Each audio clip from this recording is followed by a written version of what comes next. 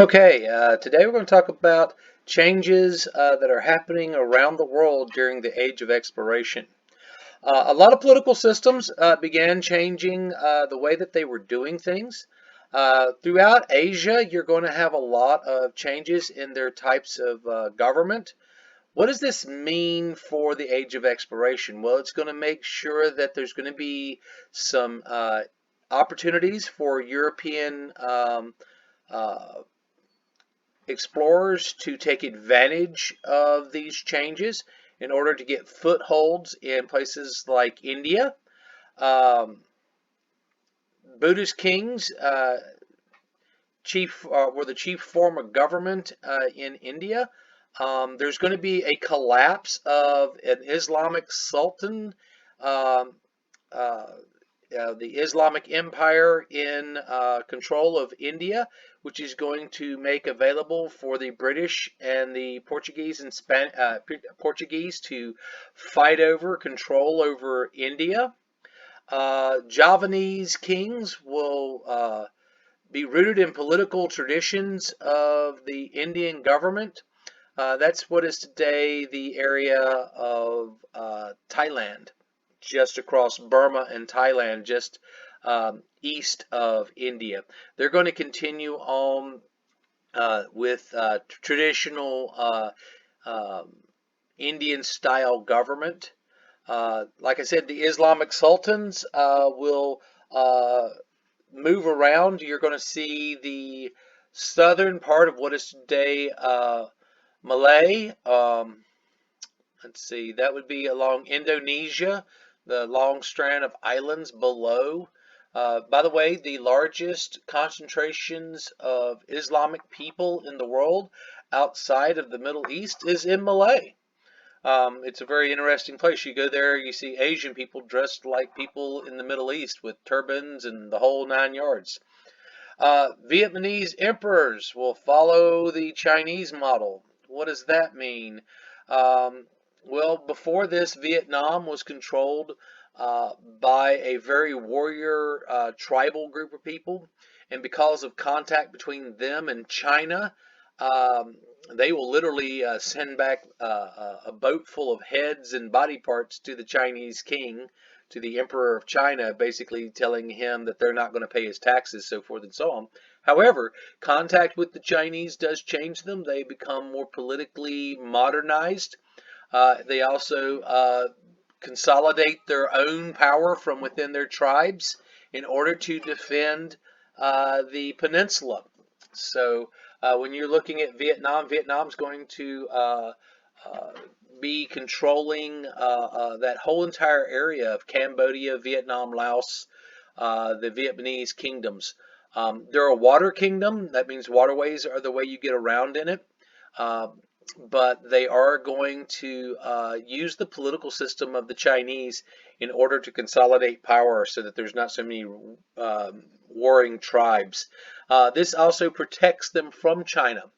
By working together, the Chinese government is not going to be able to invade into that area and force their will upon them. So all of these things are going to put holes in Asia where Europeans are going to be able to get a foothold either by gaining control of a port city or negotiating with new rulerships or leaderships in order to set up colony-like situations, so for trade purposes, like Hong Kong. Hong Kong was a trading city that was set up by the British when the Chinese government had decided not to trade with any European countries. However, the British found a weakness within the Chinese government, exploited that until the Emperor of China allowed for England to buy a trading city known as Hong Kong, in which the British had control over it, but were allowed to trade with the rest of China. The Portuguese will get a place called Singapore. Singapore. So you're going to have that city. There's going to be some other places that are going to have some interesting situations where they're going to, like I said, these political systems as they change are going to open weakness points in which European explorers are going to exploit. Europeans arrive in the Asian islands in 1511, shortly after you have Christopher Columbus find the New World, and you have Galileo Galileo make his circumnavigation. So you're going to have all of these different ones making their ways into these areas. So you're going to have the Portuguese will possess the Spice Islands, the Moklavas, that's located right between what is today Indonesia and the Philippine Islands. It's a large set of islands where they're going to be able to use their military in order to gain control of that island. They don't have the developed defense systems to be able to defend themselves against cannons and guns and stuff. So that's going to be pretty much a one-sided deal there. They decide to set up a small settlement along the coast and began trading with everybody and anybody that they could. As I said earlier, one of the reasons that the Portuguese gained such a strong hold in Africa was that everywhere they went along the coast, as they were trying to feel their way around Africa to get to Asia, they set up trading posts and pit stops, places that ships could pull in and resupply. So that's sort of the typical Portuguese model. They pull into an area. If there is a kingdom there, they try to trade with them directly. If they refuse to trade with them, they try to use their military might in order to force that trade. If there isn't anybody there, then they just simply set up a trading post and build a fort there to defend their foothold. That is not only to defend it from other European countries from using that area, but is also defended against the natives in case the natives that live nearby decide that they don't want the Portuguese there. The Portuguese are very militaristic in their approach of how to trade. So that's going to, these trading posts that they set up all over the place, they are militarized trading posts in which they are able to defend from within and able to defend from without. So, you know, that they are setting up all over the place. And once again, they're able to do this because there's so much turmoil going on in Africa and Asia as political structures are shifting. Some early American explorers. These are some of my favorite explorers. We're just going to go through them real quickly. Ponce de Leon. Juan Ponce de Leon. He discovered Florida in 1513 to 1521. He also found some of the Caribbean islands. He was seeking gold for Spain in the New World. He thought that, you know, he could find gold in Florida, but he also was looking for the Fountain of Youth. He disappeared. Maybe he found it, maybe he didn't. Hernando Cortez, we already talked about him. He basically conquers the Aztecs in what is today Mexico and establishes a new colony on the mainland in what is today Mexico. He seeks gold and he finds tons and tons of it, but even more importantly, silver.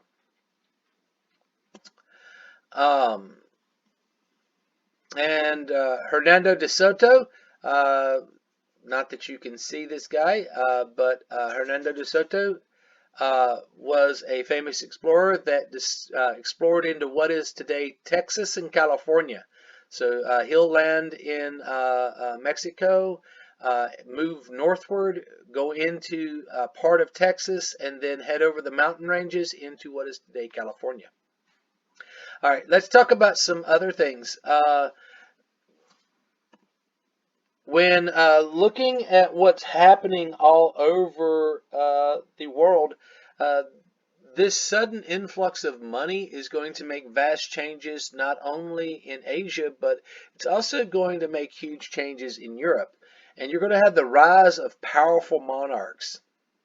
As we said, conquistadors, Hernando Cortez will conquer what is today Mexico in 1519. Francisco Pizarro in 1530 will conquer what is today Peru and west coast of South America. The Spanish Empire will gain so much wealth in silver and gold that it is basically going to make them a dominant force for, well, throughout the 1500s. The Spanish are going to be the dominant force up until the end of the 1500s. So for about 100 years there, 50 to 100 years, you're going to have the Spanish as the dominant force throughout Europe. Not only is that because of the gold that they're getting from Spain, but they're going to have one particular long-living king who is going to make a whole lot of changes there, and we'll talk about him in a minute. When making colonies, they do that in the name of the country. Rivals for colonial power, like I said, you're going to have the rise of Spain. At the same time that you have the rise of Spain, you had Portugal was the dominant force throughout the 1400s as they started exploring down Africa in early 1400. And by 1550, the Portuguese Empire will have greatly reduced its wealth and power and influence, mostly because other countries are going to be able to offer spices from Asia at cheaper rates and stuff. Also, the Portuguese Empire does not have the money influx that the Spanish have, thanks to all that gold and silver that they got from Mexico. So you're going to see a decline in Portugal. As also lack of resources, Portugal could not afford to continue competing with ships and crews and all that with the Spanish when you consider the amount of money the Spanish were flooding the markets with in order to build their empire. Privateers and pirates try to steal all this new world wealth, especially from the Spanish. The most famous of these is Sir Francis Drake. He is a privateer. He has basically a letter from the Queen of England that gives him the right to attack the English enemies anywhere in the world and split the profits with the English empire. Now, what's the difference between a privateer and a pirate? A privateer has a letter and approval from a government. So he's working like for the military, but he's a thief for the military, and he gets to split the money and wealth with England. A pirate, on the other hand, is just simply someone out there indiscriminately attacking ships in order to kill and steal. So Sir Francis Drake is doing it under legal permission, whereas a pirate like Blackbeard was just doing it because, well, he was a bad dude. So, Habsburg Empire. You have Charles V is the Holy Roman Emperor. He is the emperor of what is today Germany. He's also responsible for defending Europe from anybody like the Muslims coming out of the Ottoman Empire. He's also defends the Pope and all Catholic interest in Europe. He's also the King of Spain. Because of the constant warfare over religious wars, fighting with the Protestants, dealing with the Ottomans coming in through Greece, trying to push the Ottomans out of Spain, he basically eventually he's overwhelmed. Because of this, he'll divide his empire in half. He'll give the Spanish half, the Spain, to his grandson, Philip II. He will take that and run with it. Now, Philip II, what's really important about him is that he is going to become a dominant force in Europe throughout his 50 years on the throne. We'll talk a little bit more about him in a second. So, when you look at the empire, if you see everything here, this is Charles V's empire. He controls all of Spain. He doesn't control Portugal. Notice that it's not part of it. He doesn't control France. France is not controlled by him either. However, he does control all of this.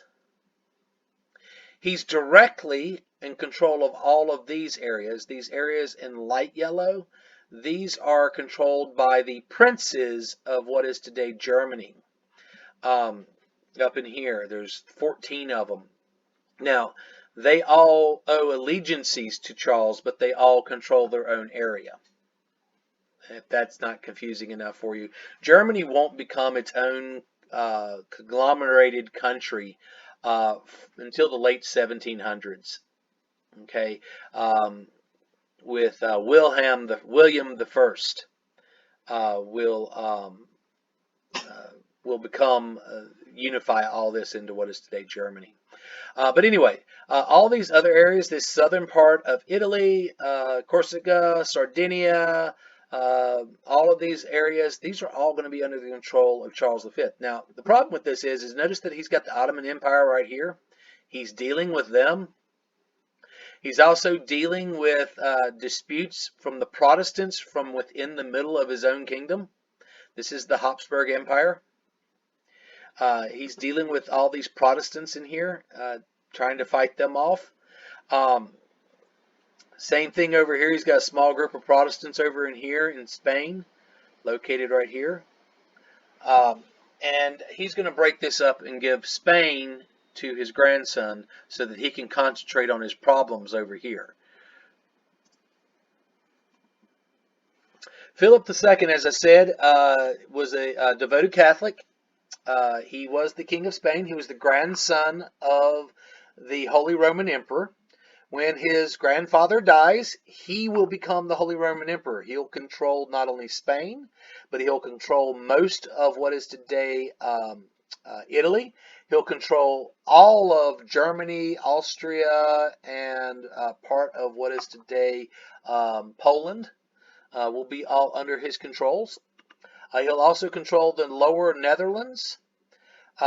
He was not a fan of any other religion except for being Catholic. The Protestant Reformation will be his biggest problem. He will have to deal with Protestants throughout the Habsburg Empire and threats to his control. He'll also have to deal with England. He'll get into a big nasty fight with England, if you remember. He's the one that married Mary Tudor, who went crazy and died, and then offered himself to Queen Elizabeth. And she rejected him, and because of that, he will send the Spanish Armada to force her to marry him or to steal her throne, and of course it gets destroyed.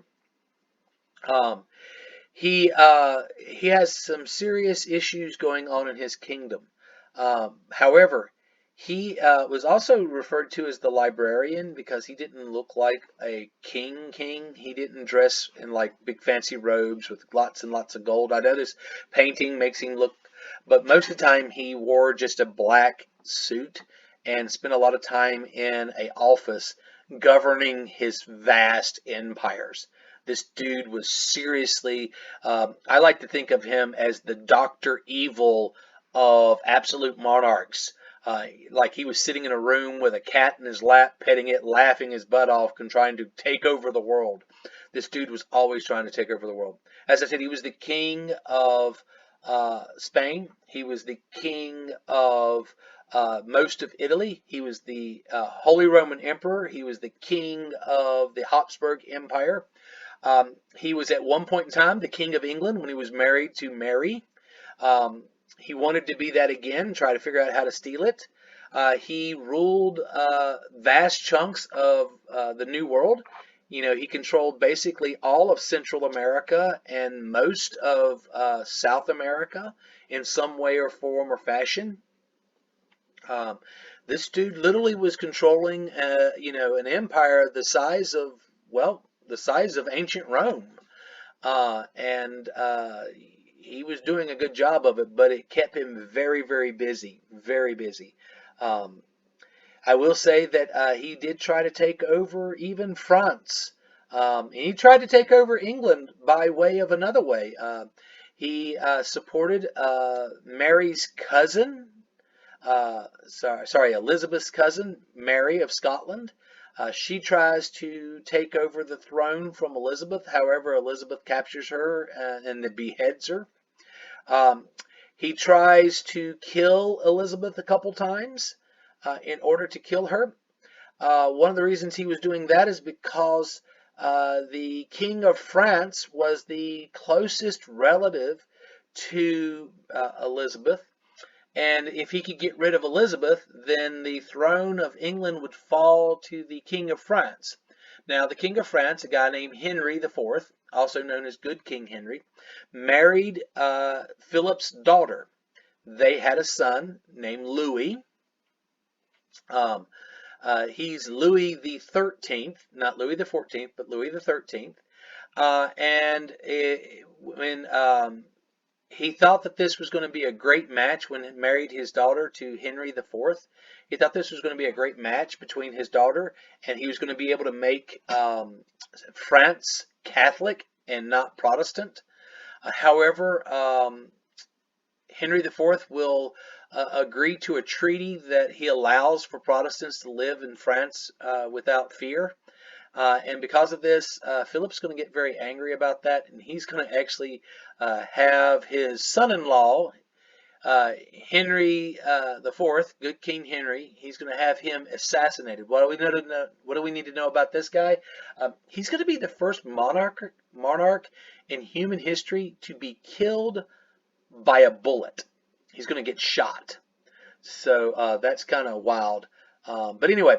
The idea is that if he could get rid of Elizabeth, and by getting rid of Henry IV, his grandson, Louis the 13th, then would become the King of England, and then he could control his grandson as the King of England, literally taking control of all of Europe, because as of right now, he politically ties himself to France. He's got sort of control of France because his grandson is on the throne.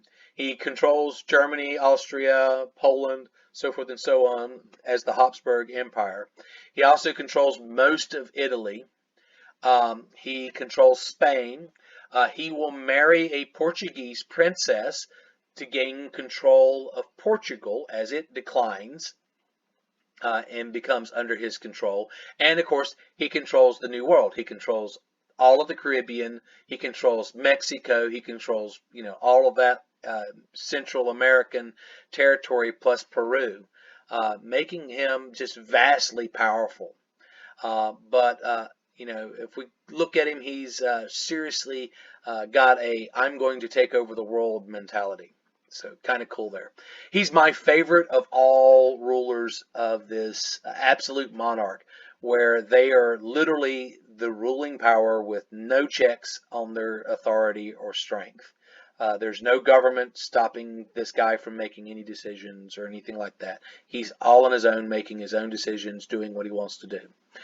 And he is a powerhouse. He is literally a great king, if nothing else, because of his ambition. So anyway, we'll talk about the Dutch tomorrow. All right, see you guys tomorrow.